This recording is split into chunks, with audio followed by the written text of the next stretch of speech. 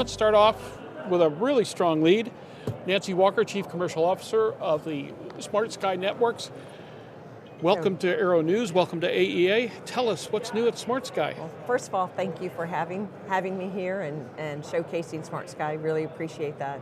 So what's new is this is the year. This is the year that we're going to launch. We've going to flip the switch and have everything rolling. If you've been following us, we've had a lot of news lately between fundraising, raised another $104 million recently, had an STC on a G550 announced, had an STC today announced on a 135, 145 Embraer with one of our partners. So a lot of exciting things happening as we get ready to enter into service this year.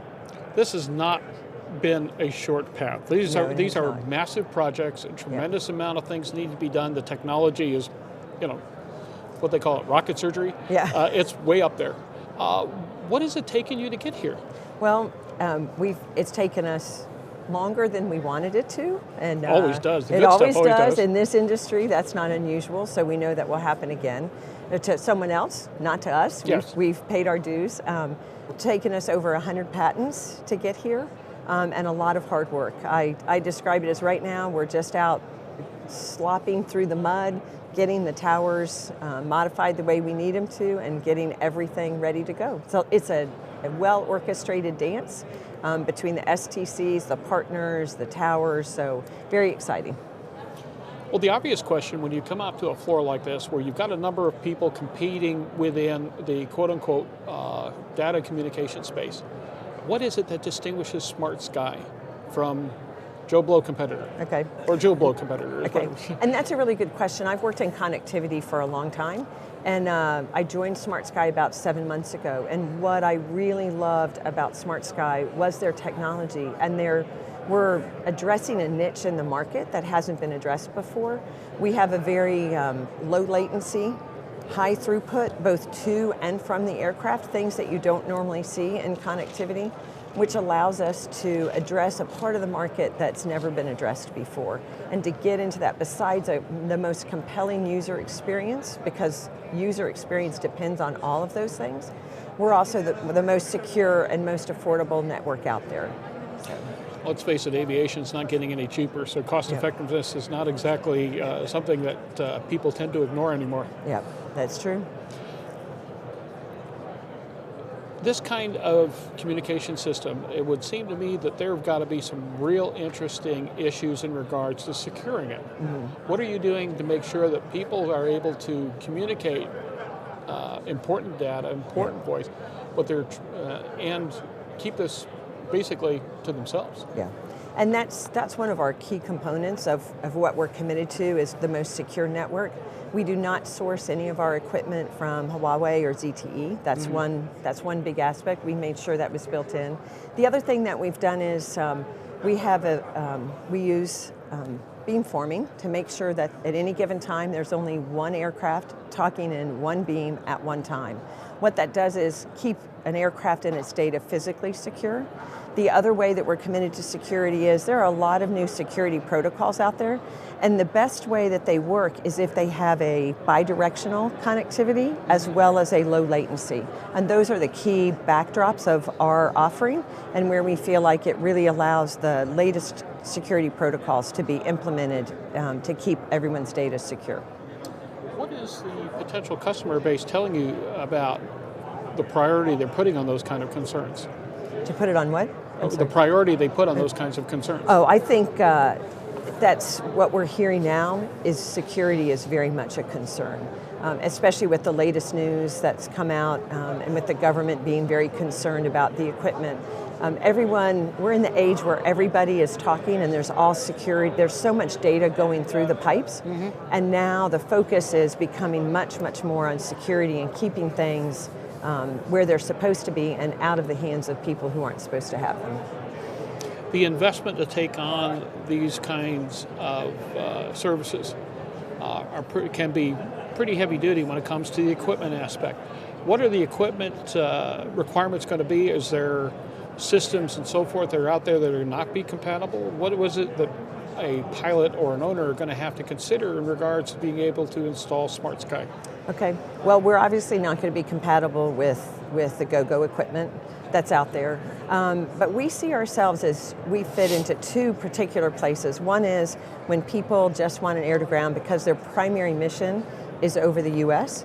It's a great fit, especially if they want to get a lot of data off.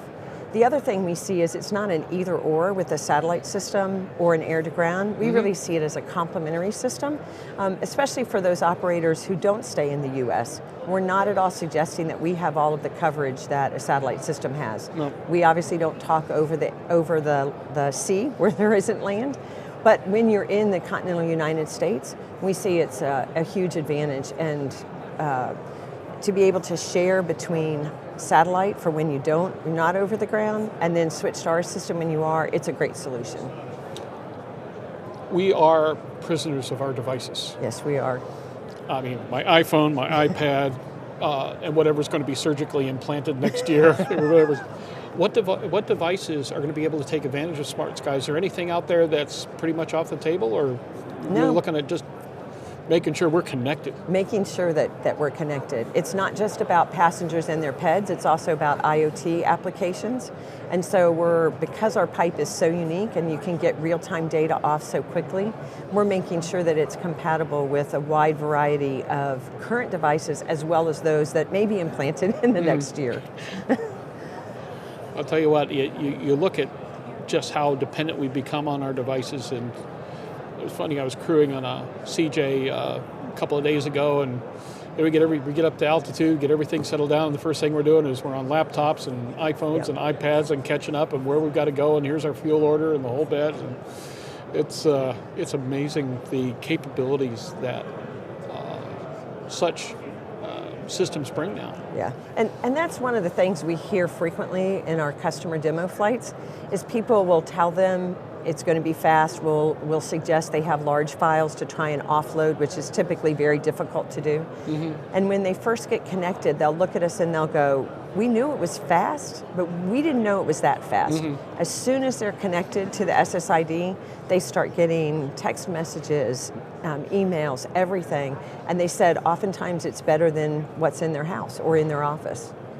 One of the things your people are kind enough to brief me on was the fact that while some other systems are shying away from devices or programs that are pretty heavy data users, you guys are taking on gaming. I mean, seriously, are you out of your mind? No. And that's what's really interesting is people are concerned now about, gosh, if we can do all that, how much data can we really use? And gaming is something that we demonstrated at NBAA this year, and we're continuing to do test flights and demos on it. We had Fortnite, so online gaming, real-time, multiplayer, and I'm not a gamer, so I had to ask when they said, man, there were a lot of frags. You get more frags. I'm going, what? But it was easy for them. Sounds nasty. It does, doesn't it? But they knew where their opponent was. There wasn't this long wait, and then they're shooting here and their opponent's over there because of the latency.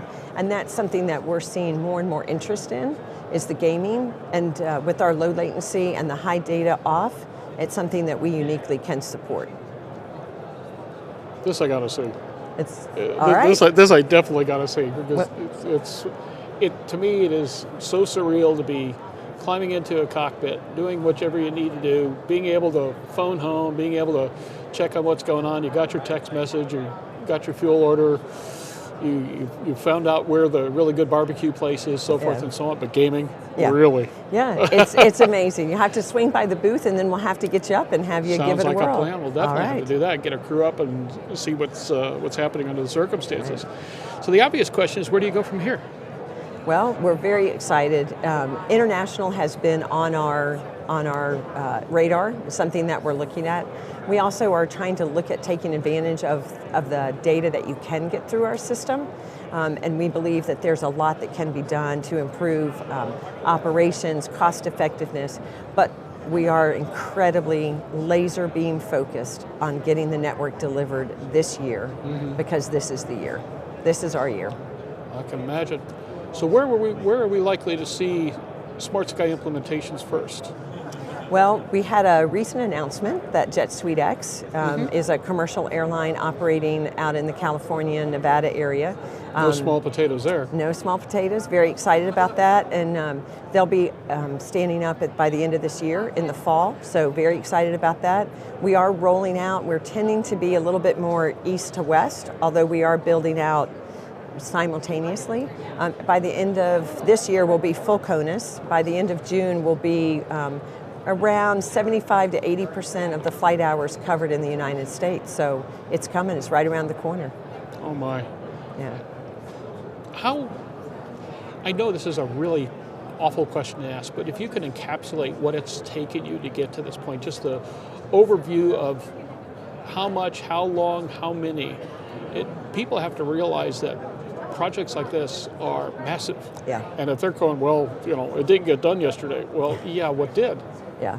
Yeah, and that's what, when you step back and you look at all of the patents that we patented things that maybe didn't even work well. We learned so much along the way. We just raised you learn more from what doesn't work than what does. Absolutely, that's the way it is in life. Success teaches you nothing. It's all your failures that teach you.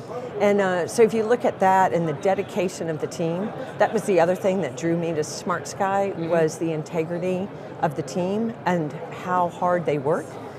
They're still continuing to be fully committed. We've raised just recently $104 million. It brings it up to $350 million, and we're still what we believe the most capital efficient network out there. So it's taken a lot of blood, sweat, and tears, a lot of money and time, but we're there. We're there this year. You've obviously targeted, in the initial segments of aviation that you've been targeting so far, do you see any limit to where you can go with this? I don't. And the reason why I don't is the internet's going to be big. Yeah. And the internet's just going to continue to hear. grow. Right. No one thinks the internet's going to get smaller. Yeah, no, any day now. Yeah. And that's what's great about our network is it's been architected from the bottom up to allow the ability to add extra capacity very, very inexpensively and very quickly. Should there come a time in 5 years when everyone has something implanted, they're going to need more. We have the capacity we won't be a victim of our own success. And we architected it that way from the ground up. It's been fun watching this industry in particular. I'm a veteran of the X-Prize community. I was one of the guys who worked with Peter Diamandis to get the first commercial or non-governmental space flights in gear and things of that nature.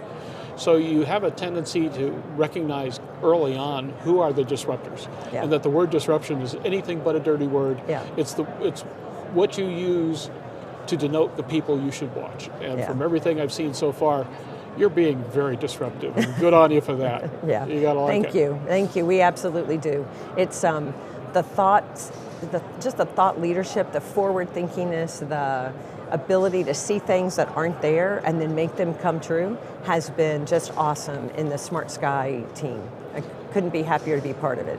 Nancy, for those of us who are out there and may not be fully up to speed, how do we get more information on SmartSky? Well, you can go to our network, to our website, smartskynetworks.com. We also have a host of partners and dealers. But if you go to our website, they can point you in the right direction, particularly if it's concerning your specific aircraft type. That's a good place to start, and then it's our dealers and partners who really will get you hooked up. All righty. Nancy Walker, Chief Commercial Officer of SmartSky Networks, our neighbor across the row here. We thank you so much for your time. It's been fun to get caught up. It's been interesting over the years. We've usually been pretty close by to your booth, and your people keep us up to speed. And Christine's been particularly good about informing us on what the latest and greatest is and so forth. It's been fun to watch it grow. Yeah. I'm really excited to see what you do this year. Great. We are too. It's going to be the year. Come on back next year and give me a full report. All right, sure will. All right, thank you so much. All right, thanks.